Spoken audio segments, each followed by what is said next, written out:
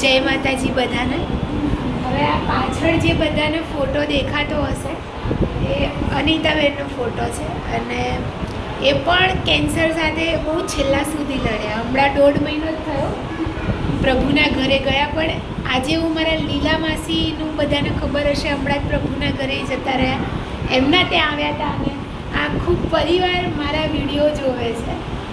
અને એમનું કહેવું એમ છે કે જ્યારે અમારા મમ્મી જીવતા હતા ને તો અમે તમારા વિડીયો એમને બતાવીને અમે એમને હિંમત દેતા.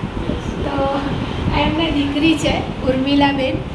છેલ્લા 1 વર્ષથી બહુ જ હજુ કે એમની મમ્મી માટે કિમોથેરાપી સરસ થઈ ગયા, ઓપરેશન સરસ થઈ ગયા, પણ પ્રભુને જે ઠીક લાગ્યું પ્રભુએ લઈ લીધા. એમનો દિયર છે, આ એમના દીકરી છે, એમના સાસુ મમ્મી છે, એમના સાસુ મમ્મી છે અને એમના ઘેરથી છે.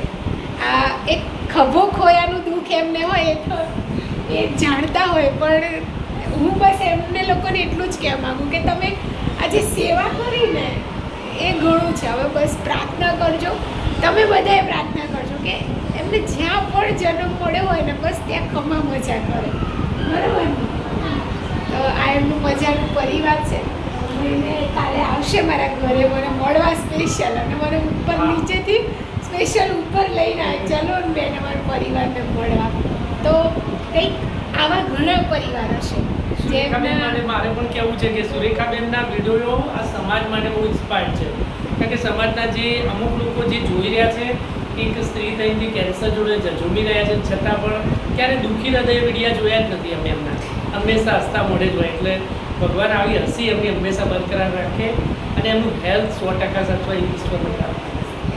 હું બસ મારા પ્રભુડાને કહું છું કે આ પરિવારને હિંમત દે છે દુઃખ સહન કરવાની, અને બહુ મહેનત કરી એ લોકોએ, પણ જે એને ઠીક લાગ્યું હોય, બરાબર ને?